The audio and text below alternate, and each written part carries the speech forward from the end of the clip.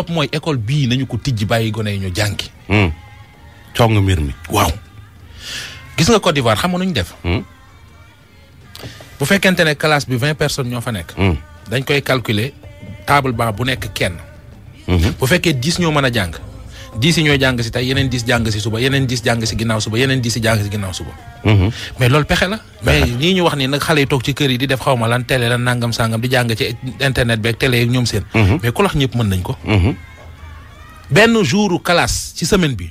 moo gën fuuf toog sa biir kër naan da ngay jàngal sa bopp. bokkul. man dinaa fay école ba pare wëlbatiku di jàngalaa sama doom. xanaa kon ñu remboursé ma la ma fay. man mooy li may wax mooy nañu xoolaat loolu nañu dem jàngi nañu yóbbu booyu ñu jàngi benn jour ci semaine bi. élève bi dem ko classe jàngi ko. c'est que affaire bi du classe ba Ndiaye. xam nga luy classe problème bi. imagine nga dëkk Grand Yoff di jànge parcelle. war a dugg ci kaar yi dem jàngi aller retour à classe ba. yoon beeg yooyu dafa am problème man sax waxuma côté boobu. enseignants yi gis naa leen démb ñu dugg ñu utal leen ay kaar ñu dem difficilement sax ñu ngi dem groupe boobu foofu et tout. yàlla nañu yegg ak jàmm mais élèves yi nga xam ne bi affaire bi tëjee dañoo demoon seen dëkk ñii dem seen kër ba ñi tas ci réew mi élèves yooyu lan moo leen di indi. enseignants yi damay ragal ñu xëy dem duñu gis élèves de élèves yi waaw élèves yi bari nekkuñu xam daal ñi nekk am nañu bari ñu ngi woon Dakar leen doon jànge ña nga Mbuur am ñoo xam ne Mbuur leen doon jànge ña nga Kaolack am na ñoo xam ne Kaolack leen doon jànge ña nga Ziguinchor ñooñu nag ban système leen teg pour mën leen di indi ñu ñëw. parce que am ñu droit de place loolu organisation mag la laaj. beneen bi mooy.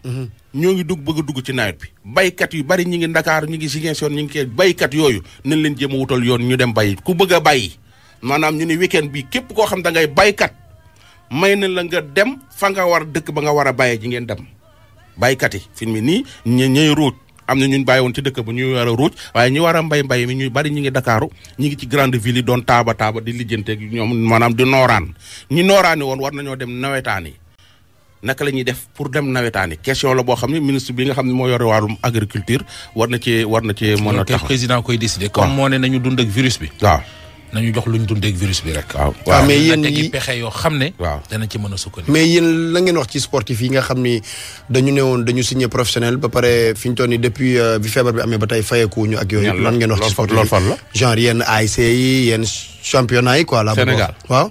yenn championnat yi nga xam ne ay professionnel la ñu signé donc booy yu bari fayeekootuñu donc ñooñu moom amu leen benn xalaat ci ñoom. man nag sama xalaat ci daara yi la jëm de xëy na buñ yow foofu nga xalaatee yow foofu nga maa ngi jégalu. dama di doomu daara maa ngi jégalu.